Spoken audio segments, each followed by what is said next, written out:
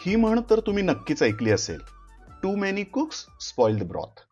ह्याचा अर्थ असा की ज्या वेळेला एकापेक्षा जास्त आचारी एकच अन्नपदार्थ शिजवायला जातात, त्यावेळेला त्या अन्नपदार्थाचं वाटोळं होतं. मागच्याच आठवड्यात एक पक्षकार माझ्याकडे आला आणि म्हणू लागला, साहेब, मी एका वकिलांकडे गेलो होतो, त्यांनी मला सिव्हिल सूट फाईल करायसाठी सांगितलं, पण ज्यावेळेला मी दुसऱ्या वकिलांकडे गेलो त्यावेळेला ते म्हणाले की लवादामध्ये जा. तिसरा वकील म्हणतो की फक्त नोटीस पाठवूयात. चौथा वकील म्हणतो काहीच करूया नको. सर, तुम्ही सांगा ना, आता काय करायचं? बाबा रे, मला त्याला असं सांगणं आहे की तुम्ही सेकंड ओपिनियन नक्की घ्या, पण ते घेताना डोळसपणाने घ्या.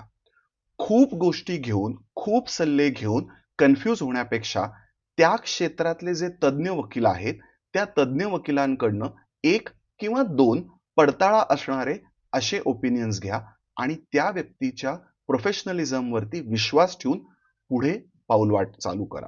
कारण होतं असं की या सगळ्या प्रकरणामध्ये जर का थोडं जरी मागं पुढं झालं तरी त्या वकिलांनी असं सांगितलेलं होतं, म्हणजे या वकिलांना काही कळतच नाही, असं म्हणत तुमचा तुमच्या वकिलावरचा विश्वास कमी होत जातो आणि पर्यायानं तुमच्या दोघांमधलं जे प्रोफेशनल रिलेशन आहे ते खराब होत जातं आणि अर्थातच याचा परिणाम हा तुमच्या कोर्ट केसवर होतो.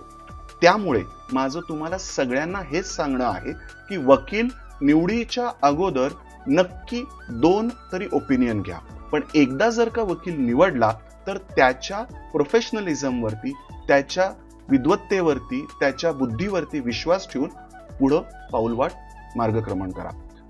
आजची टीप आवडली असेल तर लाईक नक्की करा आणि तुमच्या सगळ्या मित्रांना हे शेअर करायला अजिबात विसरू नका.